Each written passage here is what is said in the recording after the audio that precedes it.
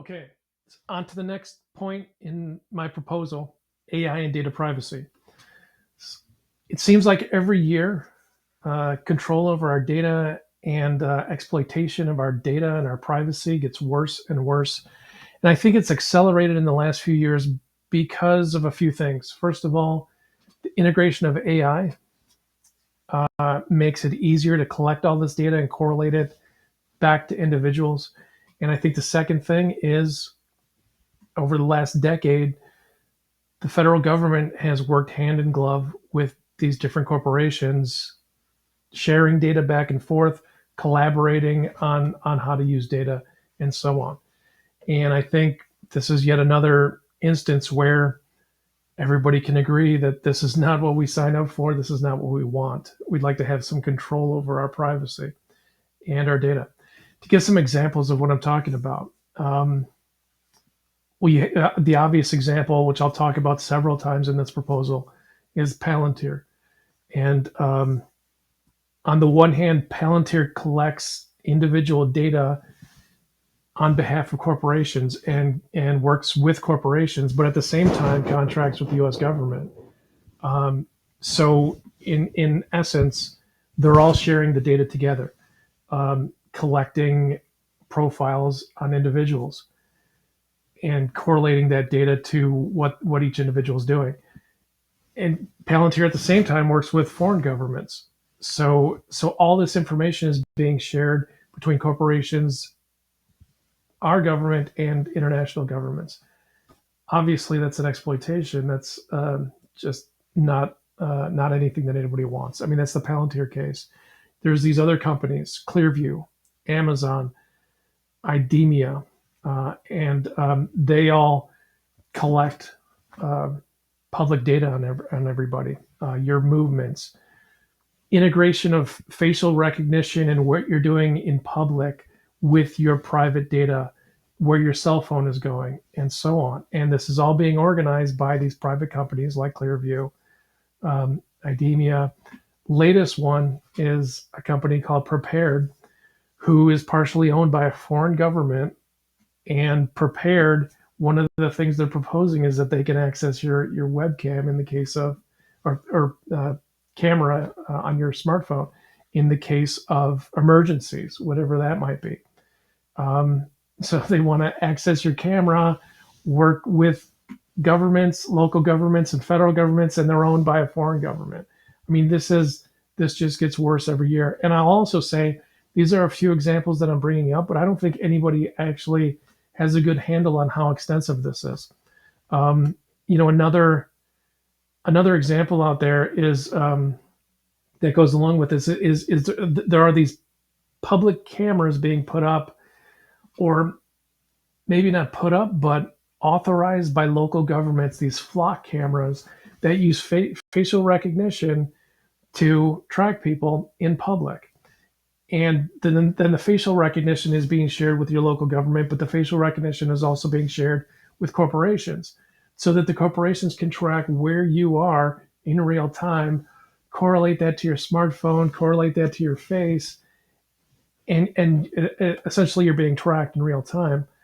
And we all know that in public, there's not an expectation of privacy in public. Okay, we all understand that in terms of taking photos of people or things like that. I don't think anybody ever agreed that meant being tracked in public and being that just going out of your door means that you can be tracked by corporations or the government. And that also goes to biometric data, facial fingerprint, and so on. It's all being put together into a single database to track your movements, your purchases, everything. So my proposal here is to put a stop to all this, to bring things back to the reality that we had, a few decades ago. So how would I do that? I have 5 points to a plan. The first one is to enact some digital privacy laws and AI regulations. So hopefully you're aware that there are privacy regulations in Europe. There are privacy regulations in Japan, for example. Different countries have different standards and regulations when it comes to your data, and they affect different things like, can you access your data? Can you control your data? Can you demand that a company explain how they're using your data? Different countries approach these questions in different ways and set different standards in terms of how the government can use your data and how corporations can use your data. U.S. does not have any federal um, data privacy, digital privacy laws at all. There are a few states that have kind of nibbled at it here and there with different things, but obviously that brings up a problem, which is, so if you're accessing something on the internet or via your phone, and one state has one regulation, that does not protect you if you go to another state. Or how do you even enforce that from one state to the next state? So what we really need is a nationwide digital privacy, digital rights act or legislation. And I would propose to go out to the different countries like Europe or Japan or Australia, see what the standards are in each of these areas, and then benchmark those and then meet or exceed those standards. Number two is I would, and by the way, that first one would require mostly require Congress, and that would take some time to negotiate through Congress. I would expect that to be an uphill battle because these corporations have pushed so hard to make sure that they can do whatever they want. Point two, I would create a hard firewall between government data and these private companies. So again, you have the case of the federal government contracting with Google, and then contracting with Palantir, and so on with all these other companies, and they're all contracting together and they're all sharing data. So essentially, your federal data is being shared with these private companies, and vice versa. Your private company data is being shared with the government.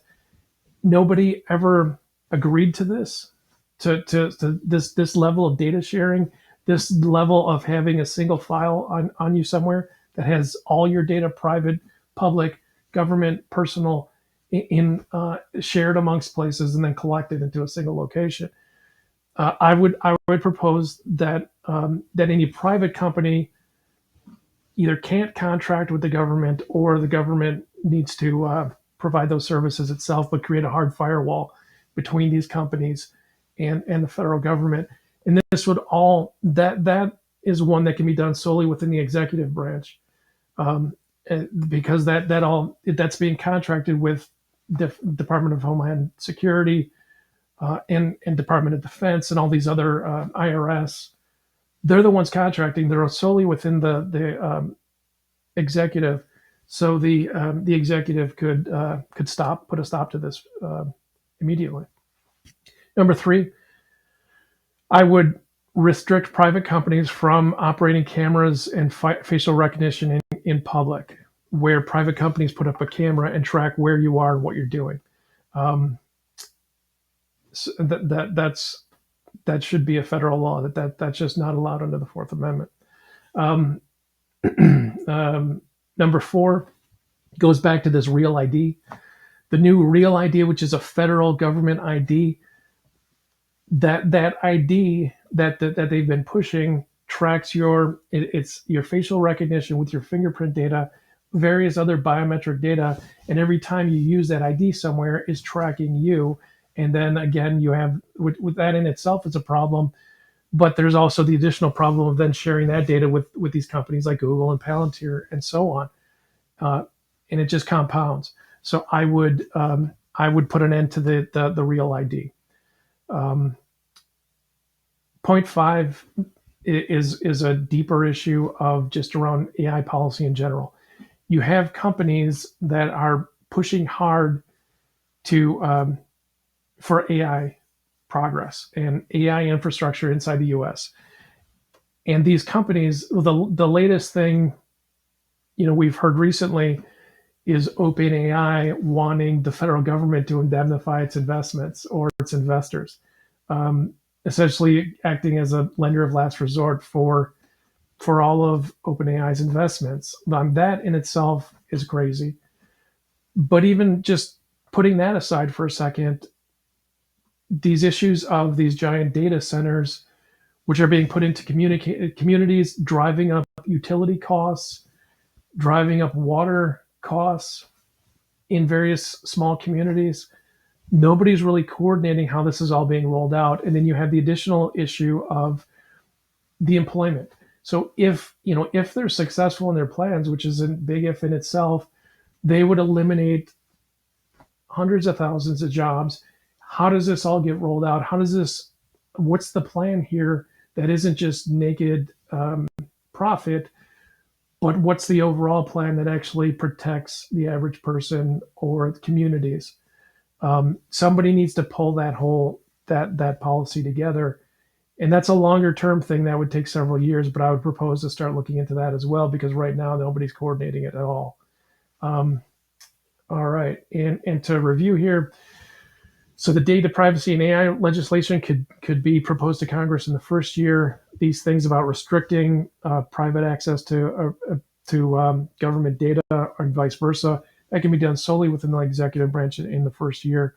No cameras operating, no private cameras operating in public is legislation that could be done proposed to Congress in the first year. The repeal of the Real ID, that's something that could be done either in the executive branch or with Congress in the first year. And then looking into the questions of AI policy as it affects the EPA, Department of Energy.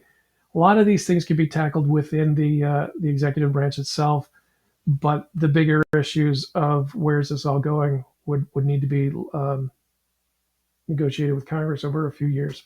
So that's it for this one, and I'll see you in the next point of